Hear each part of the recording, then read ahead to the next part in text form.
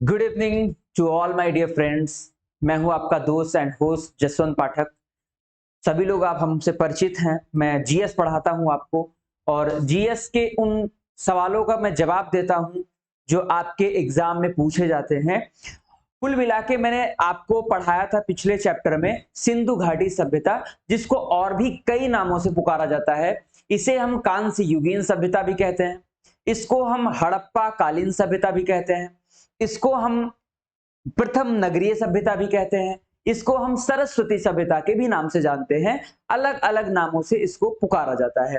पहले अध्याय में मैंने बताया था कि इसके निर्माता कौन थे, यानी इसके निर्माता अपने अपने तरीके से जितने भी इतिहासकार हैं उन्होंने बताया है कि किसी ने बताया आर्य थे, यानी इंडस वैली सिविलाइजेशन के जो निर्माता थे, जो इसका विकास कर रहे थे, वो आर्य थे। किसी ने बताया था द्रविड़ थे, ठीक है, और किसी ने बताया था सुमेरियन थे। तो कुल मिला के सभी लोगों ने अपना अपना तर्क दिया था, और इसको मैंने अपने पहले अध्याय में इसको डिस्क्राइब किया है। और दूसरी चीज मैंने बताया था, इसको 3 चरणों में डिवाइड किया गया है। यानी एक चरण ऐसा था जिसमें इसका विकास होना शुरू हुआ, शहर से जो है अर्बन सिविलाइजेशन, यानी गांव से शहर की ओर। दूसरा हमने बताया था इसका एक परिपक्व काल था। दूसरा हमने परिपक्व काल के बारे में बताया था, यानी ये एक परिपक्वता को हासिल कर रही थी ये सभ्यता, यानी इंडस वैली सिविलाइजेशन परिपक्वता को हासिल कर रही थी। फिर धीरे धीरे आने वाले टाइम में यही चरण गुजरता गया, तो ये जो है इसके समाप्ति का चरण आने लगा। यानी कुल मिला के इसका जो है धीरे धीरे इसका विनाश होना शुरू हो गया। कुछ ऐसी परिस्थितियां आई भारत में जिसको हम दैवीय आपदा कह सकते हैं, यानी प्राकृतिक आपदाएं ऐसी आए जिनसे इंडस वैली सिविलाइजेशन जो थी, यानी सिंधु घाटी सभ्यता थी, वो धीरे धीरे चरमोत्कर्ष से लेके अपने जो है आखिरी पड़ाव पे आके रुक गई। यानी कुल मिला के सोचो, इतनी बड़ी सभ्यता, पहली अर्बन सिविलाइजेशन जो कि टक्कर दे रही थी किसको, मेसोपोटामियन कल्चर को दे रही थी, इजिप्टियन कल्चर को दे रही थी, और आपके जो चाइना की सभ्यता थी उसको भी ये टक्कर दे रही थी। टक्कर ही नहीं दे रही थी, अपितु ये उससे कहीं ज्यादा जो है शहरीकरण की ओर जो है। हमने बताया था कि इसमें स्नानागार जैसी चीजें आपको मिली। सोचो उस टाइम पे स्विमिंग पूल्स हुआ करते थे, और उसका जो ड्रेनेज सिस्टम था, यानी पानी निकालने की जो व्यवस्था थी, उसके लिए नालियां प्रॉपर बनी हुई थी, ठीक है, और चबूतरे बने हुए थे जहां पर लोग बैठ के वहां का अपना सुलह समझौता करते थे। यानी ये सारी चीजें जो हमें देखने को मिली हड़प्पा कालीन सभ्यता में। तो कभी कभी थोड़ा सा कंफ्यूजन इस बात की होती है कि क्या वैदिक सभ्यता पहले थी या इंडस वैली सिविलाइजेशन बाद की थी। इस पे थोड़ा सा कंफ्यूजन होता है, क्योंकि इतिहासकारों ने बताया था कि अगर कालानुक्रम के अनुसार देखें तो 1900 से 2600 के बीच में इंडस वैली सिविलाइजेशन ने जन्म, आज के लगभग 5000 साल पहले सिंधु घाटी सभ्यता का विकास हुआ था। और जो वैदिक कालीन सभ्यता थी वो उसके बाद की सभ्यता बताई जाती थी। तो क्या आप लोग एक चीज ये डिसाइड करो कि सबसे पहले गांव से शहर बनता है या शहर से गांव बनता है। समझो इस चीज को, शहर से गांव बनता है या गांव से शहर बनता है। तो सभी लोग इसका रिप्लाई देंगे कि गांव से जो है शहर का विकास होता है। गांव से धीरे धीरे लोग शहरों की ओर मूव करते हैं। यानी अगर वैदिक सभ्यता की बात की जाए तो वैदिक सभ्यता जो थी वो पूरी तरह से ग्रामीण सभ्यता थी, पूरी तरह से ग्रामीण सभ्यता थी, जहां पर 4 वर्णों में इसको डिवाइड किया गया था। वर्ण सिस्टम थी, वर्ण व्यवस्था थी, जिसमें शूद्र, वैश्य, ब्राह्मण और क्षत्रिय ये बताए गए थे। सबका अलग अलग अपना काम था। फिर उसको कर्म के आधार पर डिवाइड कर दिया गया था, यानी जो जिसका कर्म रहेगा, जो जिसका काम रहेगा, उसी के अकॉर्डिंग उसकी जो है उसको 4 वर्णों में इसको डिवाइड किया गया। यानी जो रक्षा करने लायक है, जो देश की रक्षा करते थे, उनको क्षत्रिय का पदभार दिया गया। जो लोग मतलब अपना ब्राह्मणत्व का अध्ययन अध्यापन में रुचि रखते थे, उनको ब्राह्मणत्व यानी ब्राह्मण कहा गया। जो लोग व्यापार में अपनी रुचि रखते थे, जिनको ट्रेड का बहुत ज्यादा नॉलेज था, उनको वैश्य कहा गया था। और इन तीनों वर्णों की देखभाल करने के लिए, उनकी सेवा करने के लिए शूद्रों को बताया गया था, जो इन तीनों में से किसी के पात्र नहीं थे, जो किसी लायक नहीं थे। यानी ना तो उन्हें व्यापार की समझ थी, ना ही उनको अपने देश के सिक्योरिटी जो है रीजन का कोई मतलब उनको ज्ञान था, और ना तो उनको अध्ययन अध्यापन करने का तरीका मालूम था। तो इन तीनों से वो वंचित होते थे, इसीलिए उनको शूद्र कहा जाता था। और धीरे धीरे धीरे ये सभ्यता, ये वर्ण व्यवस्था जो थी जो है, इसको जन्म के आधार पे, जो कि आज भी हम देख पा रहे हैं कि जो शूद्र के यहाँ जन्म लेता है वो शूद्र कहलाता है, जो ब्राह्मण के यहाँ जन्म लेता है वो ब्राह्मण। बहुत सारे ऐसे लोग हैं जो क्षत्रिय के यहाँ जन्म लेने के बावजूद भी शूद्र की तरह होते हैं, शूद्र ही वाला व्यवहार करते हैं, तो कुल मिला के फिर भी उनको क्षत्रिय कहा जाता है। तो कुल मिला के जो पहले का सिस्टम था, यानी कर्म के आधार पे डिवीजन जो था, वर्ण व्यवस्था थी, उसी को मान्यता दी जानी चाहिए, आज भी दी जानी चाहिए। और मैं बात कर रहा था इंडस वैली सिविलाइजेशन की, यानी सिंधु घाटी सभ्यता की। तो ग्रामीण सभ्यता से कहीं ना कहीं उसने शहरीकरण की ओर मूव किया होगा। ये मैं नहीं कह रहा हूं, ये इतिहासकार कह रहे हैं। और बहुत सारे इतिहासकार, आर.डी. बनर्जी कहा, राखालदास बनर्जी जी ने बोला है, दयाराम साहनी जी ने कहा है, और जो है ब्रंटन बंधुओं ने भी अपनी जो है बातें रखी हैं। और तो कुल मिला के, क्योंकि अब इस पे ज्यादा जानकारी थी, क्योंकि उस टाइम जब इंडस वैली सिविलाइजेशन अपने पड़ाव पे थी, इसकी खुदाई चल रही थी 1921 में। और तो कुल मिला के उस टाइम पे किसका शासनकाल था? उस टाइम पे अंग्रेजों का शासनकाल था। और अंग्रेजों का शासनकाल था, तो कहीं ना कहीं उन्होंने दबाने की कोशिश करी। इंडस वैली सिविलाइजेशन की खुदाई प्रॉपर तरीके से नहीं हो पाई थी, और उसमें गलत सलत बहुत सारी भ्रांतियां उसमें डाली गई, और बहुत कुछ गायब कर दिया गया। उसका विस्तृत रूप नहीं मिल पाया, क्योंकि उस टाइम पे 1921 पे भारत जो है डोमिनियन स्टेट था अंग्रेजों का। और यूरोप में अपनी एक सभ्यता विकास कर रही थी, जिसको मेसोपोटामियन कल्चर कहा गया। तो कुल मिला के वो अपनी सभ्यता को ज्यादा बेहतर बनाते थे, और बेहतर इसलिए बताते क्योंकि वहां पर लिखित साक्ष्य भी मिले हैं और साहित्यिक स्रोत भी मिले हैं। इसी वजह से मेसोपोटामियन कल्चर को थोड़ा सा बढ़ चढ़ के बताया जाता है। लेकिन अगर बात की जाए अवशेषों की बात की जाए, और जो है पुरातत्व विभाग के जो उत्खनन करता है उनकी बात की जाए, तो उनके आधार पे जो इंडस वैली सिविलाइजेशन थी, वो कहीं ना कहीं बहुत ज्यादा विकसित सभ्यता थी। ठीक है, तो इसको समझने के लिए मैं आपको बता रहा हूं, अगर कभी भी लिखने के लिए आ जाता है, अगर यूपीपीसीएस मेंस में आता है, तो आप लोग इसको बाइफरकेट कर सकते हैं और डायग्राम के द्वारा आप इसको समझा सकते हैं। और चूंकि मेरा पढ़ाने का जो थोड़ा सा मैं रटाने की कोशिश कम करता हूं, मैं आपको एक थिंकिंग क्रिएचर बनाना चाहता हूं कि आप लोग खुद समझ सकें चीजों को। बाकी तो बहुत ज्यादा मटेरियल मार्केट में अवेलेबल है, दुकानों पे है, बहुत सारी किताबें हैं, बहुत सारे इंस्टीट्यूशन हैं जो आपको पढ़ाते हैं, और कहीं ना कहीं हो सकता है मुझसे बेहतर पढ़ाते होंगे। लेकिन आपको समझ कहां से आ रहा है, आप समझना क्या चाहते हैं, जो आपको अच्छा समझा ले जाए उसी की वैल्यू है। ठीक है, तो चलिए फिर पीपीटी हमने थोड़ी सी बनाई है, और उसी के द्वारा आपको समझाने की कोशिश करते हैं, और ध्यान देते हैं इस हड़प्पा कालीन सभ्यता एग्जाम्स के अकॉर्डिंग, एग्जाम्स के पॉइंट ऑफ व्यू से किस तरह से क्वेश्चंस पूछा जाता है। ठीक है, चलो अब दिलचस्प बात है ये है कि नगर योजना की अगर हम बात करें, यानी नगर योजना की बात करें, तो नगर योजना में हम यहाँ पे क्या क्या देखेंगे। हड़प्पा सभ्यता की सबसे दिलचस्प विशेषता ये है कि ये नगर योजना, इसमें अत्यधिक समरूपता देखने में आई है, यद्यपि कहीं कहीं पर प्रादेशिक रूप से डाइवर्सिटी यानी विविधताएं भी देखने को मिलती हैं। नगरों, गलियों में, मकानों के ढांचों में, ईंटों के आकार में, और नालियों इत्यादि की योजना में एक रूपता दिखाई देती है। यानी कहीं कहीं पर विविधताएं देखने को मिलती हैं, और कहीं कहीं पर जैसे जो अलग अलग नगर हैं, जो अलग अलग सभ्यता है, जैसे मोहनजोदाड़ो अलग है, सिंधु घाटी सभ्यता, इंडस वैली सिविलाइजेशन का जो प्रांत है वो अलग है इसी का पार्ट, लेकिन अलग अलग स्थल है। ठीक है, तो कुल मिला के वहां की समरूपता क्या क्या रही है, उसमें से समरूप क्या क्या है, जैसे नगरों, गलियों, मकानों के ढांचों, ईंटों के आकार और नालियों इत्यादि की योजना में एक रूपता दिखाई देती है।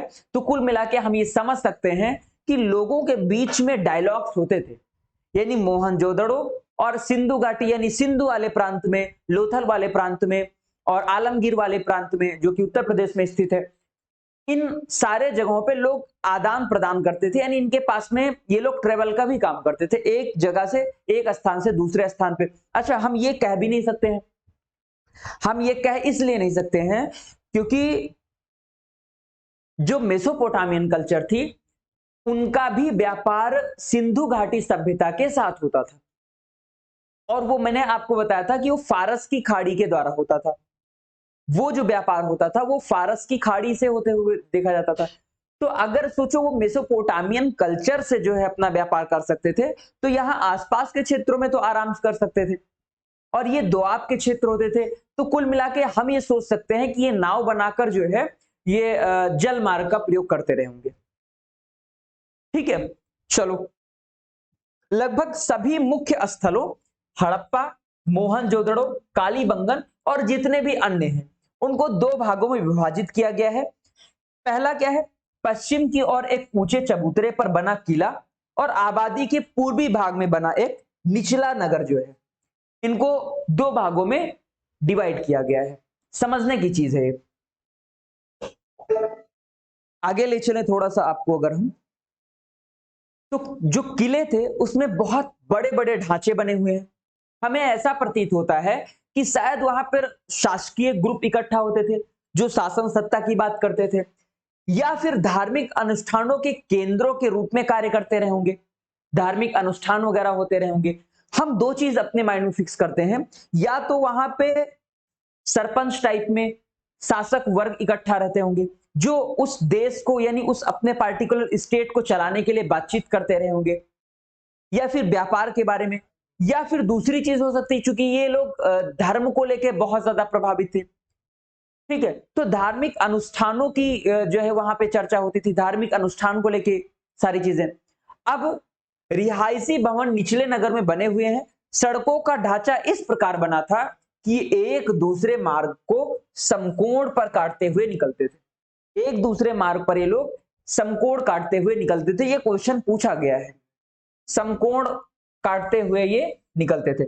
इनसे शहर अनेक रिहायशी खंडों में बढ़ जाता है। मुख्य मार्ग को छोटी गलियों के साथ जोड़ा गया है। घरों के द्वार मुख्य मार्गों पर ना होकर इन संकरी गलियों में खुलते थे, ये मैं बता चुका था। अधिकांश मकान भट्ठी में पक्की ईंटों से बने थे। जो लोग रिहायशी इलाके में रहते थे उनके मकान जो होते थे वो अधिकतर पक्की ईंटों के थे। जो थोड़ा सा निचले स्तर पर रहते थे उनके मकान जो है कच्ची ईंटों के बने रहते थे। घरों में कई कमरे होते थे जिसमें एक चौकोर आंगन भी होता था, ठीक है, वेंटिलेशन के लिए। इन घरों में सबके अपने निजी कुएं थे, यानी सार्वजनिक कुएं के साथ साथ जो है निजी कुएं भी अपने अपने थे, और रसोई घर और स्नानागार के चबूतरे होते थे। सोचो, ये स्नानागार यानी नहाने का जो स्थान होता था, और चबूतरे होते थे, और कुएं, ये तीनों चीजें अपने अपने निजी निजी तौर पे लोग अपना बनवाते थे। घरों के आकार में अंतर से ये संकेत मिलता है कि जो धनी लोग होते थे वो बड़े घरों में रहते थे। ऑब्वियसली धनी लोग होंगे तो बड़े घरों में रहेंगे, जो छोटे वर्ग के मध्यम वर्ग के लोग रहेंगे वो छोटे घरों में रहेंगे। ठीक है, और होता क्या था कि हड़प्पा काल के लोगों की जल निकासी व्यवस्था जो थी वो बहुत व्यवस्थित और विकसित थी। समझने वाली बात है कि जो जल निकासी यानी जो ड्रेनेज सिस्टम था उसके लिए प्रॉपर नालियां बनाई गई थी, और नालियां एक सीवर लाइन से जाके मिलती थी, और उनकी हफ्ते में एक दिन साफ सफाई होती थी।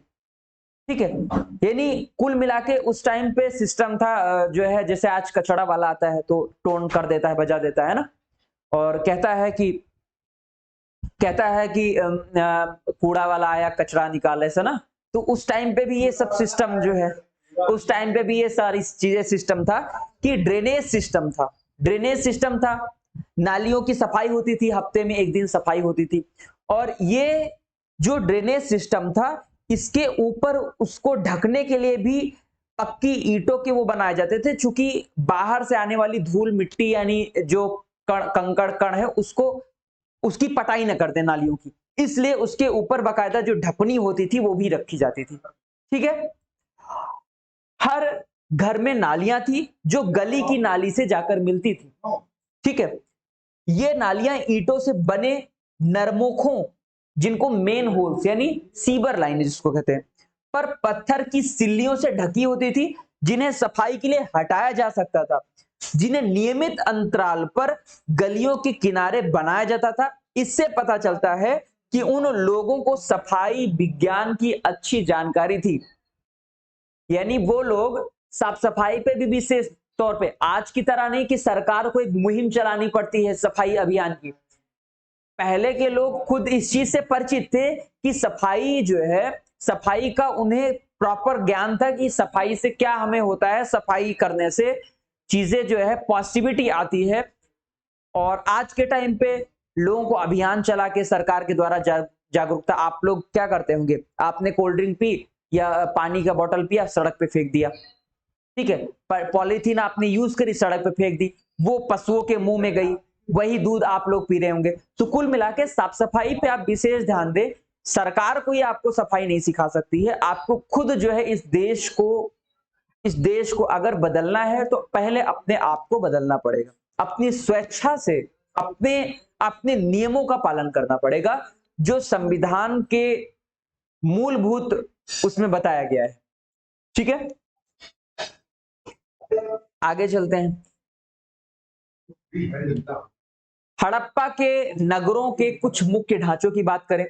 मोहनजोदड़ो का विशाल स्नानागार, विशाल स्नानागार कहां मिलता है, मोहनजोदड़ो मिलता है। एक बहुत ही प्रमुख स्थल है, इसके चारों ओर बरामदे बने हुए हैं और उत्तरी तथा दक्षिणी दोनों छोरों पर एक सीढ़ियां बनी हुई हैं। ठीक है, स्नानागार के फर्श पर बिटुमिनस कोयले, किसका यूज किया गया है, स्नानागार की जो फर्श है, अरे भाई साहब मतलब नीचे ईंटें नहीं बिछाए गए थे, बकायदा बिटुमिनस पत्थर का यूज किया गया था, ताकि बढ़िया आराम से जो है नहा सके आदमी अपना जो है जाके।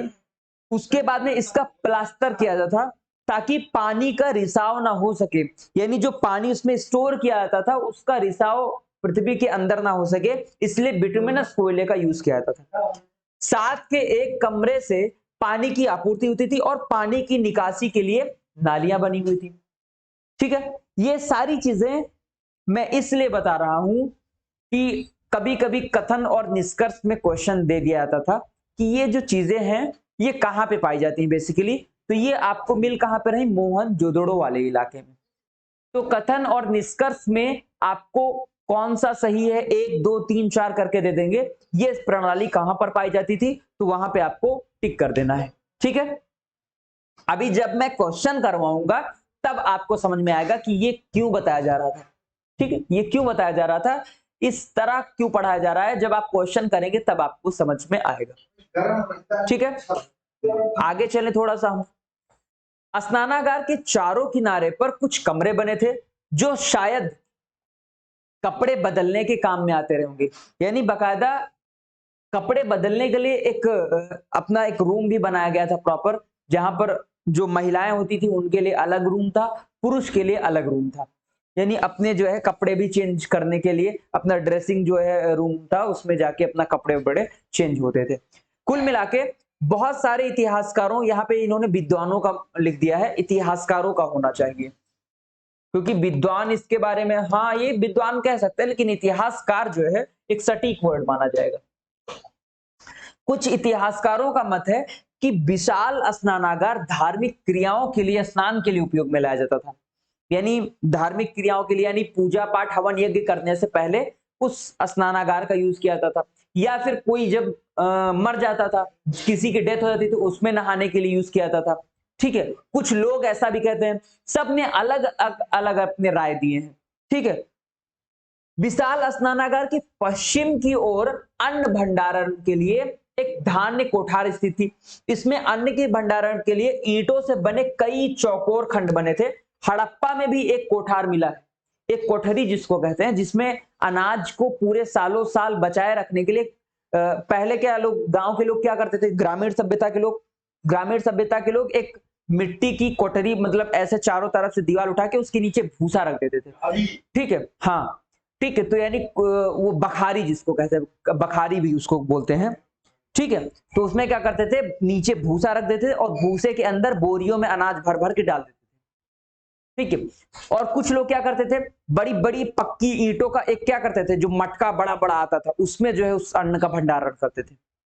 ठीक है।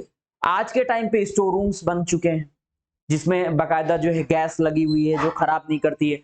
आप आलू सालों साल खाते हैं, टमाटर सालों साल खाते हैं, ठीक है, कुछ भी सारी सब्जियां, प्याज आप सालों साल खाते हैं। तो ये आपके लिए मॉडर्न स्टोरेज बना दिए गए हैं। पहले के टाइम में ऐसे स्टोरेज नहीं थे, लेकिन जो है अपने एक कृत्रिम रूप से जो है बनाया जाता था उसको, और वो ग्रामीण सभ्यता में भी इस्तेमाल किया जाता था। ठीक है।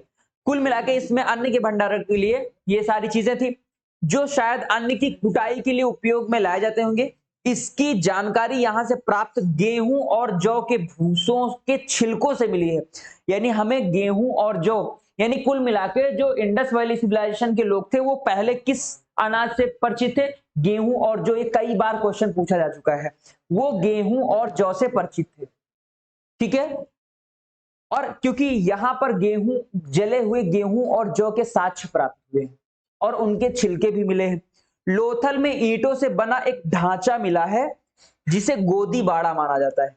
लोथल में ईंटों से बना एक ढांचा मिला है, जहां जहाजों के लंगर डाले जाते होंगे और ये माल के उतारे चढ़ाने के काम में आता होगा। जो गोदी बाड़ा आता है, गोदी बाड़ा जिसको आज के टाइम में बंदरगाह बोलते हैं, पोर्ट जिसको कहते हैं, उसके यूज में आता था। ठीक है। इससे संकेत मिला है कि लोथल हड़प्पा के लोगों के लिए एक प्रमुख स्थल था। बिल्कुल था। अब ये देखो, आर्थिक क्रियाकलाप, ये लोग कृषि भी करते थे, कृषि पे भी लोग जो है अपना फोकस रखते थे, और इनके व्यापार जो है अलग अलग देशों से होते थे। ठीक है। तो आज के लिए इतना ही रखते हैं, अपने नेक्स्ट लेक्चर में हम बात करेंगे जो फैक्चुअल क्वेश्चन आए हुए हैं एग्जाम पे, और अभी इसमें बहुत कुछ बाकी है, तो छोटे छोटे वीडियोस में डालूंगा जिससे आप लोग बहुत ज्यादा बोर ना हो। ठीक है। तो आज के लिए इतना ही रखते हैं। जय हिंद, जय भारत।